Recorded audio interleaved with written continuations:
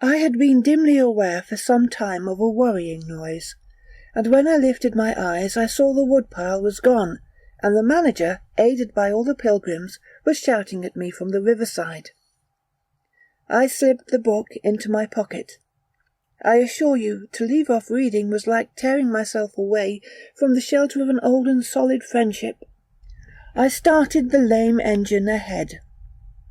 "It must be this miserable trader, this intruder," exclaimed the manager, looking back malevolently at the place we had left. "He must be English," I said. "It will not save him from getting into trouble if he is not careful," muttered the manager darkly. I observed with assumed innocence that no man was safe from trouble in this world. The current was more rapid now. The steamer seemed at her last gasp.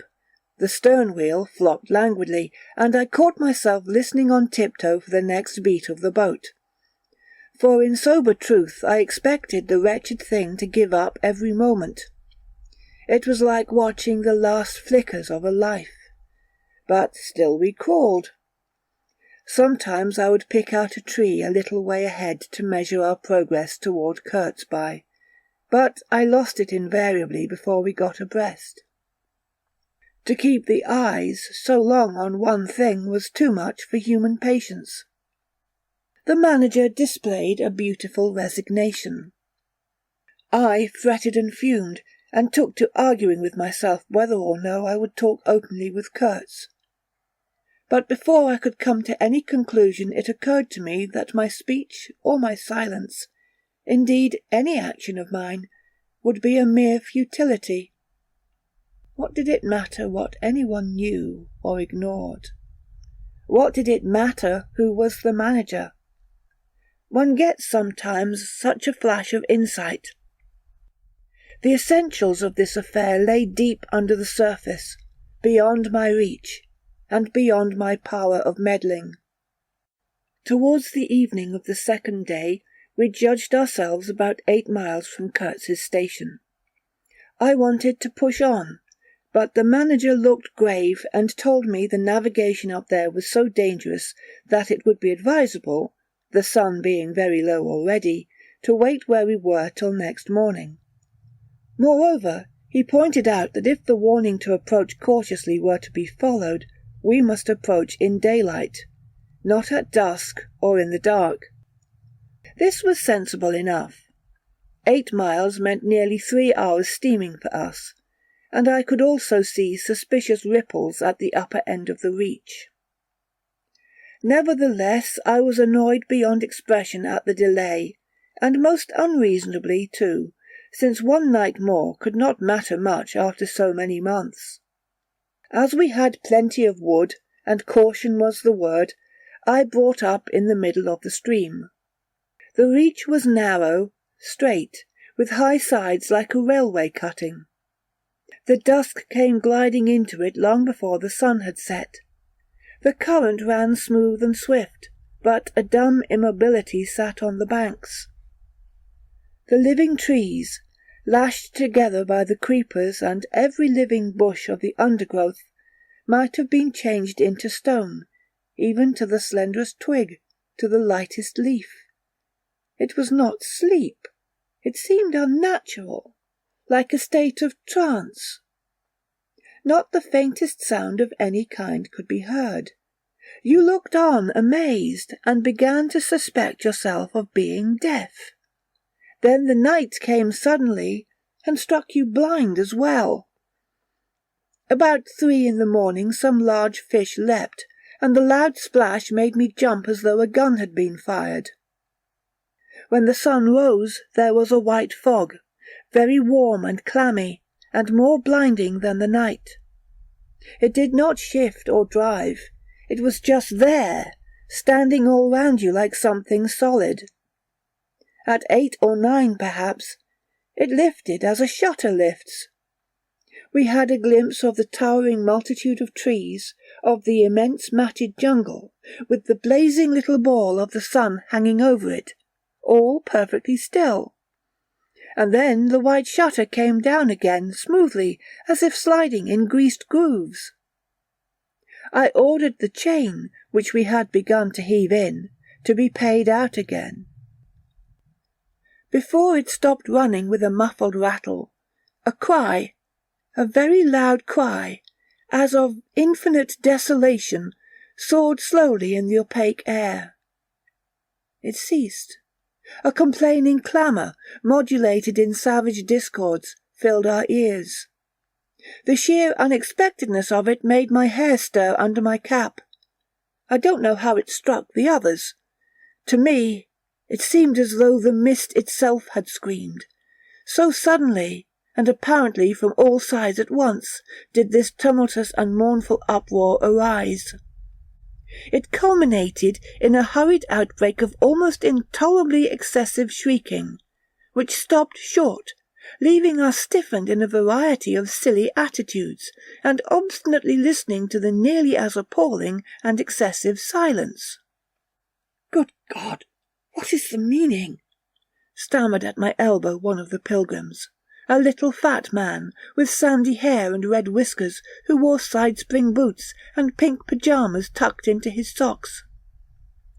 Two others remained open-mouthed a minute, then dashed into the little cabin, to rush out incontinently and stand darting scared glances, with Winchesters at "ready" in their hands. What we could see was just the steamer we were on, her outlines blurred as though she had been on the point of dissolving, and a misty strip of water, perhaps 2 feet broad, around her, and that was all. The rest of the world was nowhere, as far as our eyes and ears were concerned. Just nowhere. Gone. Disappeared. Swept off without leaving a whisper or a shadow behind. I went forward and ordered the chain to be hauled in short, so as to be ready to trip the anchor and move the steamboat at once if necessary. "Will they attack?" whispered an awed voice. "We will be all butchered in this fog," murmured another. The faces twitched with the strain, the hands trembled slightly, the eyes forgot to wink. It was very curious to see the contrast of expressions of the white men and of the black fellows of our crew, who were as much strangers to that part of the river as we, though their homes were only 800 miles away. The whites, of course, greatly discomposed, had besides a curious look of being painfully shocked by such an outrageous row. The others had an alert, naturally interested expression, but their faces were essentially quiet, even those of the one or two who grinned as they hauled at the chain. Several exchanged short, grunting phrases, which seemed to settle the matter to their satisfaction. Their headman, a young, broad-chested black, severely draped in dark blue fringed cloths, with fierce nostrils, and his hair all done up artfully in oily ringlets, stood near me.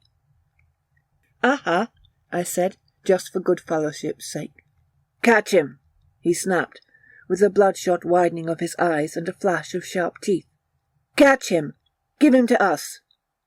"To you, eh?" I asked. "What would you do with them?" "Eat him," he said curtly, and, leaning his elbow on the rail, looked out into the fog in a dignified and profoundly pensive attitude. I would no doubt have been perfectly horrified, had it not occurred to me that he and his chaps must be very hungry, that they must have been growing increasingly hungry for at least this month past. They had been engaged for 6 months. I don't think a single one of them had any clear idea of time, as we at the end of countless ages have. They still belonged to the beginnings of time, had no inherited experience to teach them, as it were. And of course, as long as there was a piece of paper written over in accordance with some farcical law or other made down the river, it didn't enter anybody's head to trouble how they would live. Certainly they had brought with them some rotten hippo meat, which couldn't have lasted very long anyway, even if the pilgrims hadn't, in the midst of a shocking hullabaloo, thrown a considerable quantity of it overboard. It looked like a high-handed proceeding, but it was really a case of legitimate self-defence. You can't breathe dead hippo waking, sleeping and eating, and at the same time keep your precarious grip on existence. Besides that, they had given them every week 3 pieces of brass wire, each about 9 inches long, and the theory was they were to buy their provisions with that currency in riverside villages. You can see how that worked.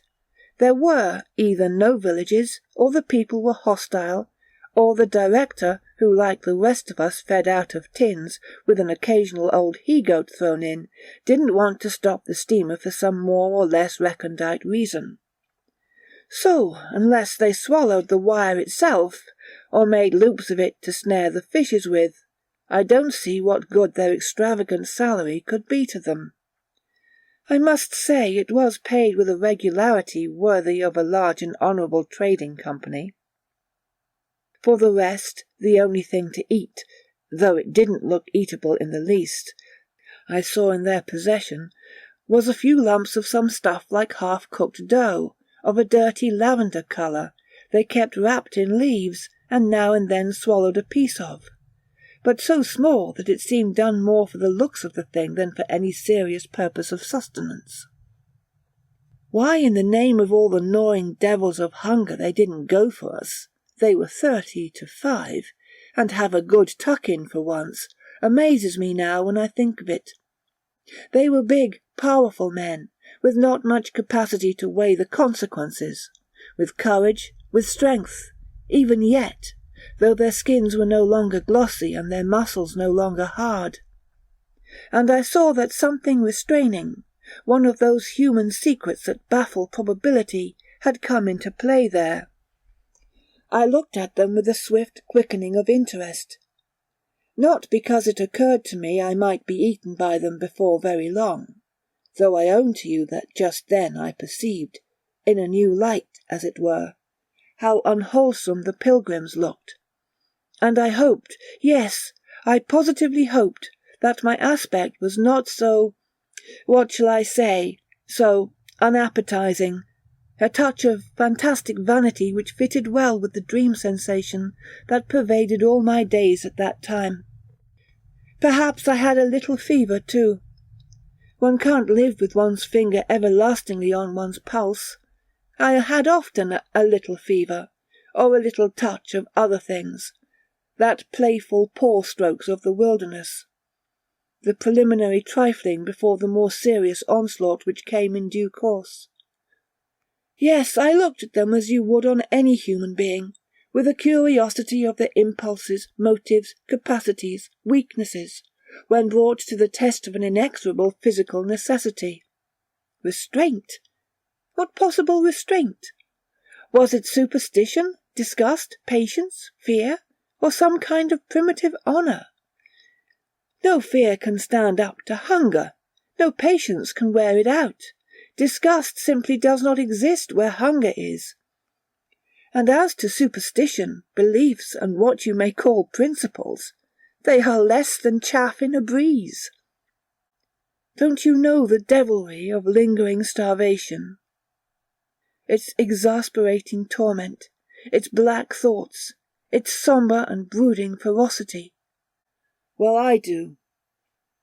It takes a man all his inborn strength to fight hunger properly.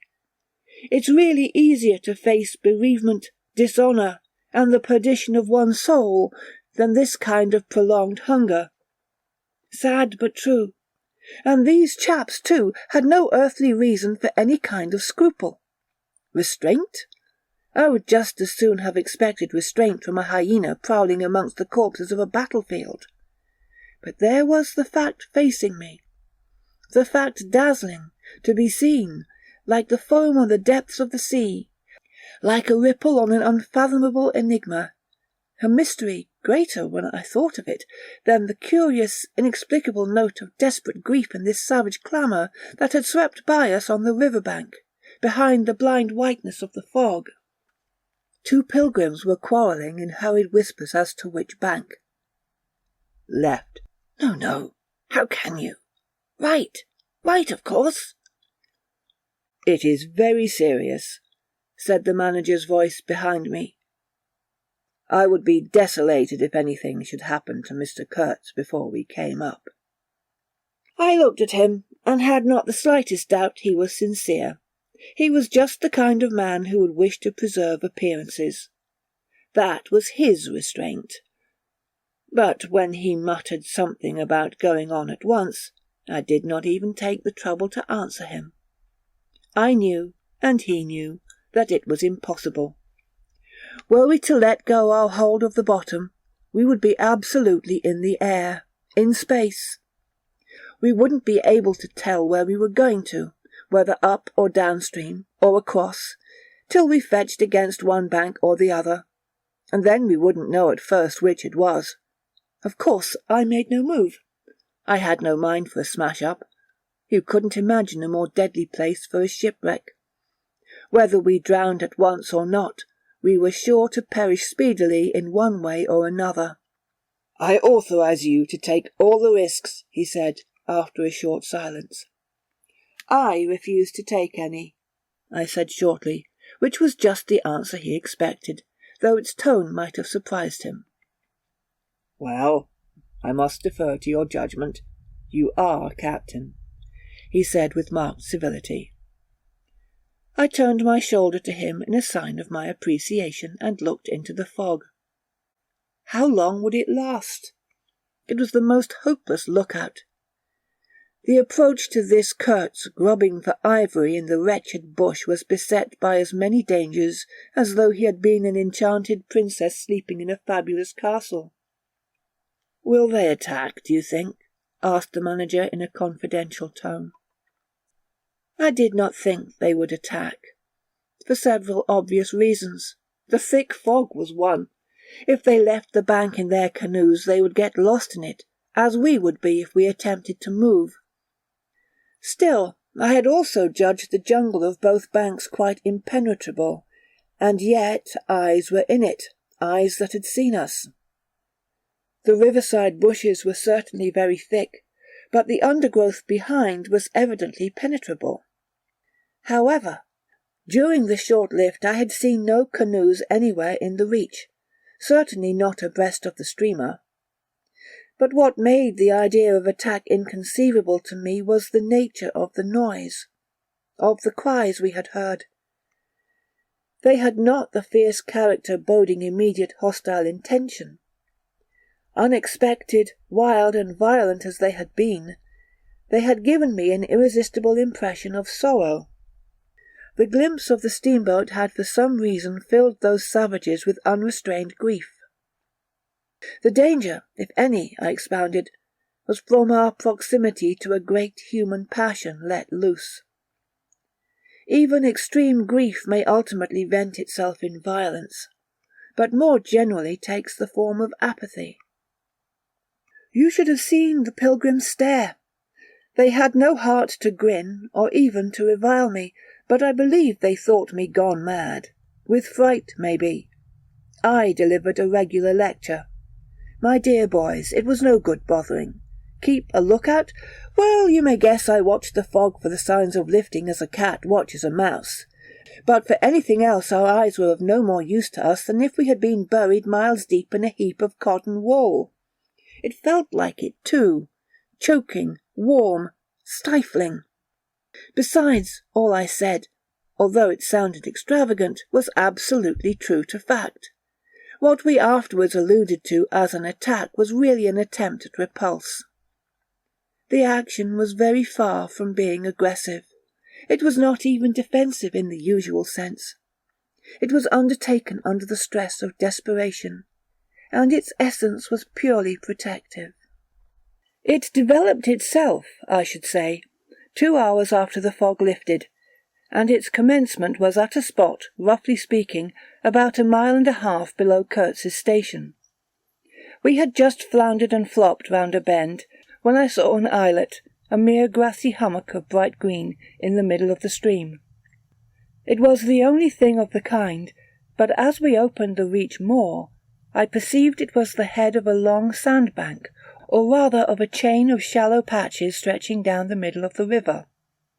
They were discoloured, just awash, and the whole lot was seen just under the water, exactly as a man's backbone is seen running down the middle of his back under his skin. Now, as far as I did see, I could go to the right or to the left of this. I didn't know either channel, of course. The banks looked pretty well alike, the depth appeared the same, but as I had been informed the station was on the west side, I naturally headed for the western passage. No sooner had we fairly entered it than I became aware it was much narrower than I had supposed. To the left of us there was the long, uninterrupted shoal, and to the right a high, steep bank heavily overgrown with bushes. Above the bush the trees stood in serried ranks. The twigs overhung the current thickly, and from distance to distance a large limb of some tree projected rigidly over the stream. It was then well on in the afternoon. The face of the forest was gloomy, and a broad strip of shadow had already fallen on the water. In this shadow we steamed up, very slowly, as you may imagine. I sheered her well inshore, the water being deepest near the bank, as the sounding pole informed me. One of my hungry and forbearing friends was sounding in the bows just below me. This steamboat was exactly like a decked scow. On the deck there were 2 little teakwood houses with doors and windows. The boiler was in the fore end and the machinery right astern. Over the whole there was a light roof supported on stanchions. The funnel projected through that roof, and in front of the funnel a small cabin built of light planks served for a pilot house. It contained a couch, 2 camp stools, a loaded Martini Henry leaning in one corner, a tiny table, and the steering wheel. It had a wide door in front and a broad shutter at each side. All these were always thrown open, of course. I spent my days perched up there on the extreme fore end of that roof, before the door. At night I slept, or tried to, on the couch. An athletic black belonging to some coast tribe and educated by my poor predecessor was the helmsman. He sported a brass earring, wore a blue cloth wrapper from the waist to the ankles, and thought all the world of himself. He was the most unstable kind of fool I had ever seen. He steered with no end of a swagger while you were by, but if he lost sight of you, he became instantly the prey of an abject funk, and would let that cripple of a steamboat get the upper hand of him in a minute. I was looking down at the sounding pole, and feeling much annoyed to see at each try a little more of it stick out of that river, when I saw my poleman give up on the business suddenly, and stretch himself flat on the deck, without even taking the trouble to haul his pole in. He kept hold on it, though, and it trailed in the water. At the same time the fireman, whom I could also see below me, sat down abruptly before his furnace and ducked his head. I was amazed. Then I had to look at the river mighty quick, because there was a snag in the fairway. Sticks, little sticks were flying about. Thick, they were whizzing before my nose, dropping below me, striking behind me against my pilot house. All this time the river, the shore, the woods were very quiet, perfectly quiet. I could only hear the heavy splashing thump of the stern wheel and the patter of these things. We cleared the snag clumsily. Arrows, by Jove! We were being shot at! I stepped in quickly to close the shutter on the land side. That fool helmsman, his hands on the spokes, was lifting his knees high, stamping his feet, champing his mouth like a reined-in horse. Confound him! And we were staggering within 10 feet of the bank. I had to lean right out to swing the heavy shutter, and I saw a face among the leaves on the level with my own, looking at me, very fierce and steady. And then suddenly, as though a veil had been removed from my eyes, I made out, deep in the tangled gloom, naked breasts, arms, legs, glaring eyes. The bush was swarming with human limbs in movement, glistening of bronze colour. The twigs shook, swayed and rustled. The arrows flew out of them, and then the shutter came to. "Steer her straight!" I said to the helmsman. He held his head rigid, face forward, but his eyes rolled. He kept on lifting and setting down his feet gently. His mouth foamed a little. "Keep quiet," I said in a fury. I might just as well have ordered a tree not to sway in the wind. I darted out. Below me there was a great scuffle of feet on the iron deck, confused exclamations. A voice screamed, "Can you turn back?" I caught sight of a V-shaped ripple on the water ahead. What, another snag? A fusillade burst out under my feet. The pilgrims had opened with their Winchesters, and were simply squirting lead into that bush. A deuce of a lot of smoke came up and drove slowly forward. I swore at it. Now I couldn't see the ripple or the snag either. I stood in the doorway, peering, and the arrows came in swarms. They might have been poisoned, but they looked as though they wouldn't kill a cat. The bush began to howl. Our woodcutters raised a warlike whoop. The report of a rifle just at my back deafened me. I glanced over my shoulder, and the pilot-house was yet full of noise and smoke when I made a dash at the wheel. The fool native had dropped everything to throw the shutter open and let off that Martini Henry. He stood before the wide opening, glaring, and I yelled at him to come back while I straightened the sudden twist out of that steamboat. There was no room to turn even if I'd wanted to. The snag was somewhere very near ahead in that confounded smoke, and there was no time to lose, so I just crowded her into the bank, right into the bank where I knew the water was deep. We tore slowly along the overhanging bushes in a whirl of broken twigs and flying leaves. The fusillade below stopped short, as I had foreseen it would when the squirts got empty. I threw my head back to a glinting whiz that traversed the pilot-house, in at one shutter hole and out at the other. Looking past that mad helmsman, who was shaking the empty rifle and yelling at the shore, I saw vague forms of men running, bent double, leaping, gliding, distinct, incomplete, evanescent. Something big appeared in the air before the shutter. The rifle went overboard, and the man stepped back swiftly, looked at me over his shoulder in an extraordinary, profound, familiar manner, and fell at my feet. The side of his head hit the wheel twice, and the end of what appeared a long cane clattered round and knocked over a little camp-stool. It looked as though, after wrenching that thing from somebody ashore, he had lost his balance in the effort. The thin smoke had blown away. We were clear of the snag, and looking ahead I could see that in another 100 yards or so I would be free to sheer off, away from the bank. But my feet felt so very warm and wet that I had to look down. The man had rolled on his back and stared straight up at me. Both his hands clutched that cane. It was the shaft of a spear that, either thrown or lunged through the opening, had caught him in the side, just below the ribs. The blade had gone in out of sight after making a frightful gash. My shoes were full. A pool of blood lay very still, gleaming dark red under the wheel. His eyes shone with an amazing lustre. The fusillade burst out again. He looked at me anxiously, gripping the spear like something precious, with an air of being afraid I would try to take it away from him. I had to make an effort to free my eyes from his gaze and attend to the steering.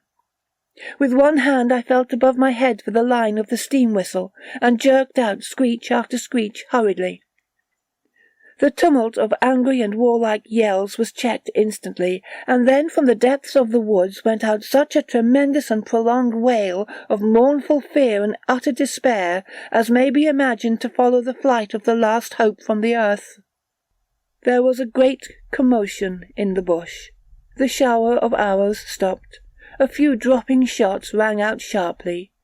Then silence, in which the languid beat of the stern wheel came plainly to my ears. I put the helm hard a-starboard at the moment when the pilgrim in pink pyjamas, very hot and agitated, appeared in the doorway. "The manager sends me," he began in an official tone, and stopped short. Good God, he said, glaring at the wounded man.